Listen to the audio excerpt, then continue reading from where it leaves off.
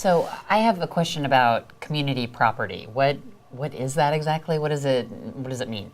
Well, community property is a system we have in Texas, also in California and several other mostly western states, that says that if you're married for both divorce and death purposes, that whatever you own is presumed to be owned by both of you.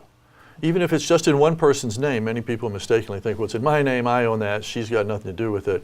Well, it's true that person can make decisions about that property during the marriage, but for death or divorce purposes, and here we're talking about death purposes, that's what we're concerned with within probate as to who gets what, that the property is presumed to be community unless it can be shown that someone had it before the date of the marriage, or that during the marriage a person received it as a gift or inheritance, typically from a parent that you might inherit from.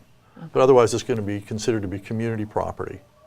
Okay, so I have a sort of follow-up. I think it relates. I have an aunt who is in her 70s, and she has met a man, and they're engaged, and they both have been previously married, have their own children, have their own wills for their own kids, and then someone was talking to them about doing a prenup, and that just seems a little crazy to me.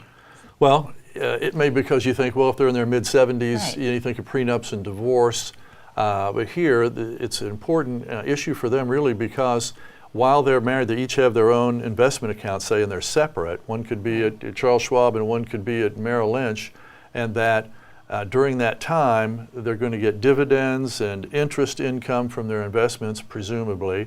And in Texas, the income, while their investment accounts are separate property, they each had that coming into the marriage, but that income that you get from your separate property is community property. Oh.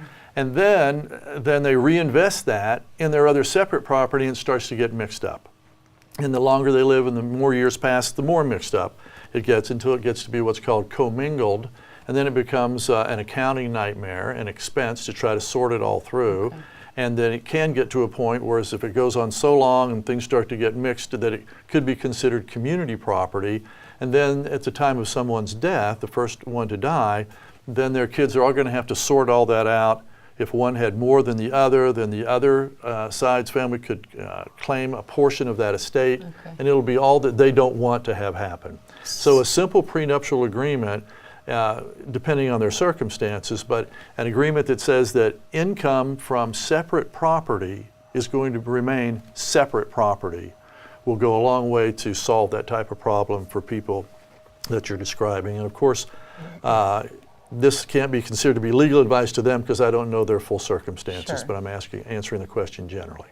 Basically, a prenup just simplifies things. It doesn't have to be any huge document. It might just simplify the answer. Well, sometimes it takes more than a page or two, and it depends on how extensive people want to go with it. Okay. But one that says that income from separate property is going to be separate property instead of community doesn't have to be that long. Okay. But a lawyer does need to prepare it. Okay, great. Okay. Thank you. Mm-hmm.